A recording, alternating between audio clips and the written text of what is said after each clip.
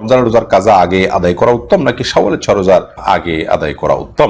ওযু করার সময় কি কথা বললে গুনাহ হবে? কোনো কারণে ঈদের আগে সাদকাতুল ফিতর আদায় করা হয়নি, এখন আদায় করলে কি আদায় হবে? রাতের বেলা টাকা ধার দেওয়া যাবে না, কথার কথা সত্য। একাকী নামাজ পড়লে জোরে কেরাত পড়া যাবে কি? বেগুন খেলে অ্যালার্জি হয়, এই ধরনের কথা বলা কি শিরক? আমার ছেলে ছোট, 1 বছর বয়স, নামাজ পড়ার সময় যদি হঠাৎ কখনো জানামাজে পেশাব করে দেয় তাহলে কি নামাজ ছেড়ে দিব? খাওয়ার সময় সালাম দেওয়া যাবে কিনা এ বিষয়ে বিস্তারিত জানতে চাই। রোজা শেষে 6 রোজা কত বছর বয়স থেকে করতে হয়? যে কোনো বয়সে মানুষই কি রোজা রাখতে পারেন? কোরআন ধরে শপথ করলে তা কি শপথ হবে? নেক্সট সন্তান হওয়ার জন্য কি কি আমল করতে হবে? আমার ছেলে হওয়ার পর আমি কয়েকবার বলেছিলাম ছেলেকে হাফিজি পড়াবো, এখন যদি না পড়াই কোনো গুনাহ হবে কিনা? ওযু করার পর যদি মোবাইলে কারো মেসেজ রিপ্লাই দেই অথবা কথা বলি তাহলে কি ওযু ভঙ্গ হবে না? সৌদি আরব এবং বাংলাদেশের সময়ের পার্থক্য মাত্র 3 ঘন্টা, তাহলে ওনারা কেন একদিন আগে আর আমরা কেন একদিন পরে ঈদ উদযাপন করি? ওনাদের সাথে মিলিয়েও তো ঈদ করতে পারি। এরপর সালমা মনি আপনি লিখেছেন নেক্সট সন্তান হওয়ার জন্য কি কি আমল করতে হবে? নেক্সট সন্তান হওয়ার জন্য আল্লাহর কাছে দোয়া করবেন, রব্বি হাবলি মিনাস সালিহিন, রব্বি হাবলি মিনাস সালিহিন, রব্বি লা তাদারনি ফারদা ওয়া আনতা খায়রুল ওয়ারিথিন।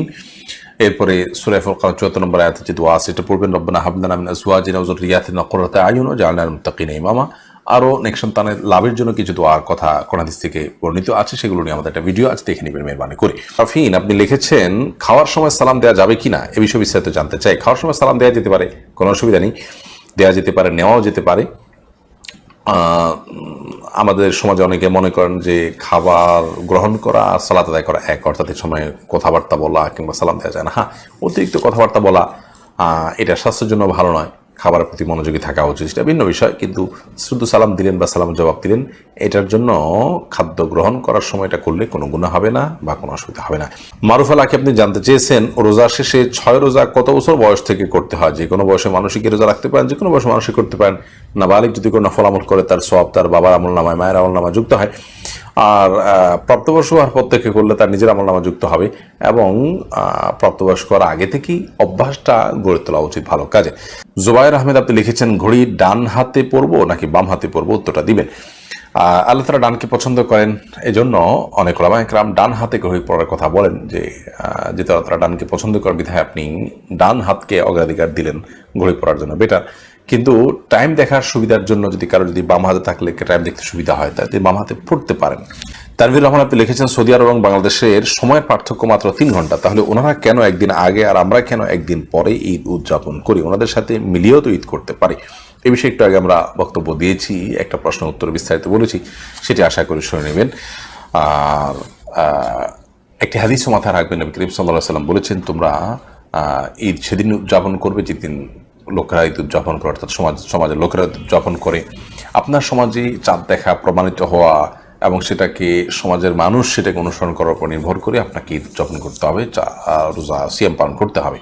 আপনি নিজে মন করা যদি কোনো কিছু করেন তাহলে একটা বিচ্ছিন্নতা বাদ হবে, সমাজের মধ্যে ভিন্ন ধারা তৈরি করা হবে, যার ক্ষতিকর দিক সম্পর্কে আমাদের কারোরই অজানা থাকার কথা নয়। সরকার সেলিম আপনি লিখেছেন একজন স্ত্রী তার স্বামীর ভয়ে পর্দা করে, কিন্তু স্বামীর অগোচরে পর্দা লঙ্ঘন করার অবস্থায় স্বামীর কি করণীয়?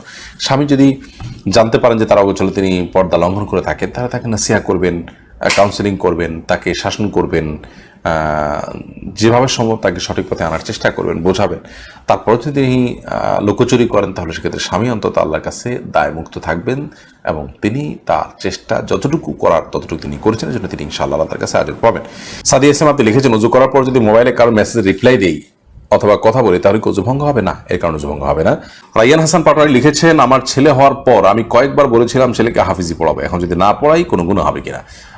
এটা আপনি নিয়ত করেছেন, কোনো কারণে নিয়ত পরিবর্তন করলে গুনাহ হবে না, কিন্তু ভালো কাজের নিয়ত করার পর সেটাকে যৌক্তিক কোনো কারণ ছাড়া পরিবর্তন করা উচিত নয়, বা অন্যায় কাজ বা ভালো কাজ নয়, কিন্তু এর কারণে আপনার কোনো বড় গুনাহ হবে ব্যাপারটা সেরকম নয়। তবে হ্যাঁ, আপনি যদি মানত করে থাকেন বা আপনি শপথ করে থাকেন তাহলে সে শপথ ভঙ্গ করা উচিত হবে না, বা মানত ভঙ্গ করা উচিত হবে না। করলে সেক্ষেত্রে আপনাকে কাফারা দিতে হবে। বাট শুধু নিয়ত করেছেন পড়াবেন, জাস্ট এটা আপনার ইচ্ছা ছিল, এই ইচ্ছাটা আর বরখেলাপ করলে গুনাহ হবে, ব্যাপারটা কিন্তু সেরকম নয়। এরপর অদ্ভুত কন্যা এদিকে আপনি লিখেছেন কোরআন ধরে শপথ করলে তা কি শপথ হবে? শপথ হবে আল্লাহর নামে। নবী করিম সাল্লাল্লাহু আলাইহি ওয়াসাল্লাম বলেছেন ইদা হালাফতা মান আরাদা আন ইয়াহলিফা ফালইয়াহলিফ বিল্লাহ, কেউ যদি শপথ করতে চায় যেন আল্লাহর নামে শপথ করে, আও লিয়াসমুত, অথবা নীরব থাকে, চুপ থাকে। অতএব শপথ হবে আল্লাহর নামে, অন্য কারোর নামে নয়, বা কোরআন ধরেও শপথ করার কোনো সঠিক পদ্ধতি নয়। মুনি একটা লিখেছেন আমার ছেলে ছোট, 1 বছর বয়স, নামাজ পড়ার সময় যদি হঠাৎ কখনো জানামাজে পেশাব করে দেয় তাহলে কি নামাজ ছেড়ে দিব? জানামাজে পেশাব করে দিলে আপনি আলতোভাবে নিজেকে সরিয়ে নেবেন এবং ডানে বামে সরিয়ে বা সামনে পিছনে সরে গিয়ে আপনি সালাত আদায় করবেন, তবে কেবলা মুখ থেকে যেন আপনি সরে না যান সেদিকটা খেয়াল রাখবেন। রিয়াদ মাহমুদ আপনি লিখেছেন বেগুন খেলে অ্যালার্জি হয়, এই ধরনের কথা বলা কি শিরক? কোনো বিশেষ খাবারের মধ্যে বিশেষ কোনো প্রভাব অভিজ্ঞতা বা গবেষণা দ্বারা প্রমাণিত হলে সেটি বললে সরাসরি কোনো মানে ইমান যাওয়ার মতো কোনো শিরক হবে ব্যাপারটি সেরকম নয়। বাকি কথাগুলোকে একজন ইমানদার তার কথার যে আদব বা শিষ্টাচার সে অংশ হিসাবে বলবে যে এটা খাওয়ার পর এরকম হয়, আল্লাহ তাআলা এর মধ্যে এই গুণ দিয়ে রেখেছেন, এইরকম বিশ্বাসের জায়গা থেকে তিনি যদি বলেন ইনশাআল্লাহ শিরক হবে না। এরপর প্রশ্ন করছেন আবুল হাসান আপনি লিখেছেন কোনো কারণে ঈদের আগে সাদকাতুল ফিতর আদায় করা হয়নি, এখন আদায় করলে কি আদায় হবে? ভাই আবুল হাসান, ঈদুল ফিতরের আগে যদি কেউ সাদকাতুল ফিতর আদায় না করেন এখন সেটা আদায় করলে আর সাদকায়ে ফিতর আদায় হবে না, সেটা সাধারণ দান হবে। নবী করিম সাল্লাল্লাহু আলাইহি ওয়াসাল্লাম বলেছেন ফামান আদ্দাহা ক্বাবলা সালাতি ফাহিয়া তুকবাল ফাহিয়া সাদাকাতুম মাকবুলা, যদি কেউ ঈদের সালাতের আগে ফিতরা আদায় করে ঈদের নামাজের আগে তাহলে সেটা সাদকায়ে ফিতর হিসেবে কবুল হবে। ওমান আদ্দাহা বাদা সালাতি ফাহিয়া সাদাকাতুম মিনাস সাদাকাত, আর যদি কেউ ঈদুল ফিতরের নামাজের পরে এই ফিতরা আদায় করে তাহলে সেটা অন্য সাধারণ 10টা সাদকা বা সাধারণ দানের মতো একটা দান হবে, ফিতরা আদায় হবে না। বিধায় আপনি এখন আদায় করলে সেটা আর ফিতরা হবে না।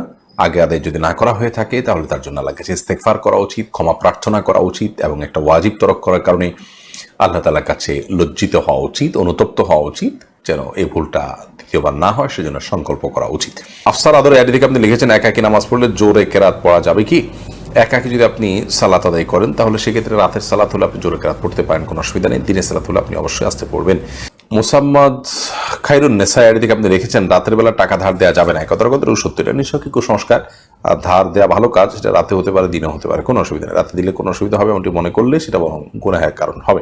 শাকিলা আক্তার লাকি আপনি লিখেছেন অজু করার সময় কি কথা বললে গুনাহ হবে? অজুর সময় কথা বললে গুনাহ হবে না, কিন্তু অজু একটা ইবাদত, আপনি বিসমিল্লাহ দিয়ে শুরু করেছেন, এখানে আপনাকে নির্দিষ্ট কিছু কাজ করতে হয়, কথা বলতে থাকলে পানির অপচয় হওয়ার সম্ভাবনা আছে, অথবা এক অঙ্গ শুকিয়ে আরেক অঙ্গ ধোয়ার আগে আগে শুকিয়ে যেতে পারে, যেটা সুন্নার খেলাফ হতে পারে, এই জন্য অতিরিক্ত কথা বলা উচিত না। বাকি একান্ত প্রয়োজনীয় এক দুটা কথা বলাতে অসুবিধা নেই। হালিমা সাদি আপনি লিখেছেন রমজানের রোজার কাজা আগে আদায় করা উত্তম নাকি শাওয়ালের 6 রোজার আগে আদায় করা উত্তম? সন্দেহাতীতভাবে রমজানের রোজা যেগুলো ভাঙতি হয়ে গেছে সেগুলোকে আগে আদায় করাটা অধিকতর উত্তম, কারণ সেগুলো ফরজ।